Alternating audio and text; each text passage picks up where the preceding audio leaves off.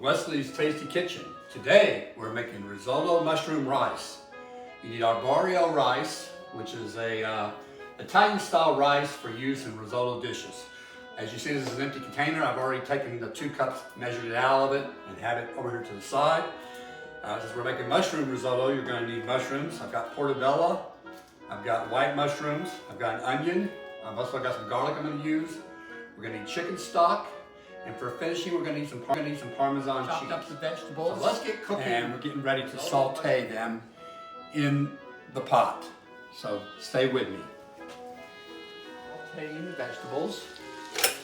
Just let me get a good sauteing spoon. This one's heat proof, this red one.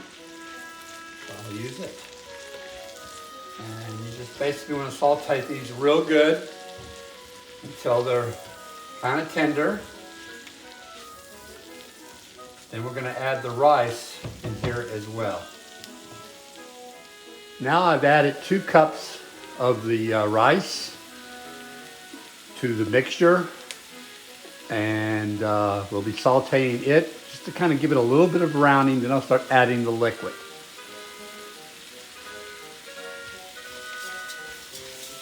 As you see, it's just kind of stirring.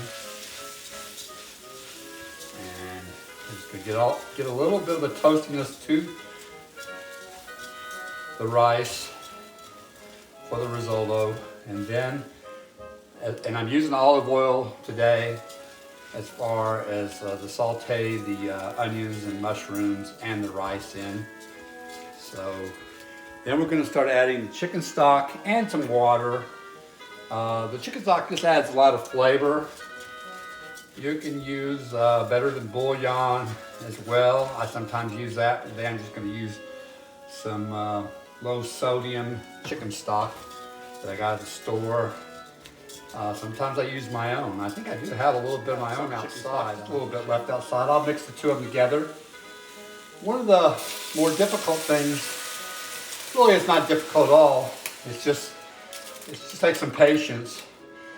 It takes a while for risotto to come together and get tender, and it just absorbs a lot. It's almost like a sponge. It absorbs a heck of a lot of stock and liquids.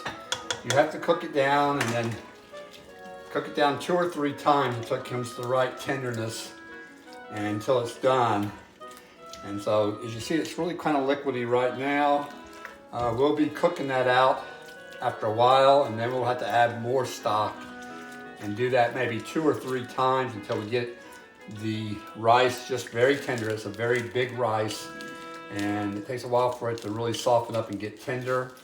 And once it does, then you just kind of get the consistency you want, not too thin, not too thick, and add some Parmesan cheese at the end, and it will go great as a side dish with dinner. We're probably going to have it with chicken tonight. We'll add a lot of pepper, fresh ground pepper to it. And as I said, this is a low sodium chicken stock, and the one I made was low sodium, very low sodium.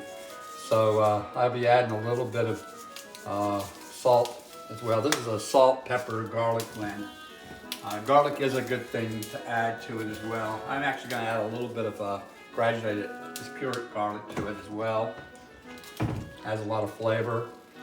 And then I'm going to cover it and let it simmer. Once it comes to a boil, I'll turn it down to a simmer. It's really hot. I'm going to have to grab a pot holder here. The pot is scorching, this pot. Anyway, I want to kind of tilt this so you can see it a little better. It's about cooked up all the liquids. I had it probably about 1 inch or 2 over the mixture with the chicken stock. So now, as you can see, it's starting to come together, but it's still rather firm. I'm just going to take a little kernel, see? Yeah, it's a little bit firm. It's getting there. But I'm going to go ahead and start adding stock slowly. It'll absorb a ton of stock. So I'm going to put more on it, probably just till it's a little over it. We're probably on a medium simmer, kind of between medium and simmer on my electric stove. I've always cooked with gas. All my other homes have had gas. This is my first house with electric. It's easy to clean it up since it's a glass top, but I still prefer gas, but it is what it is. So let's get cooking. We'll continue. Thank you.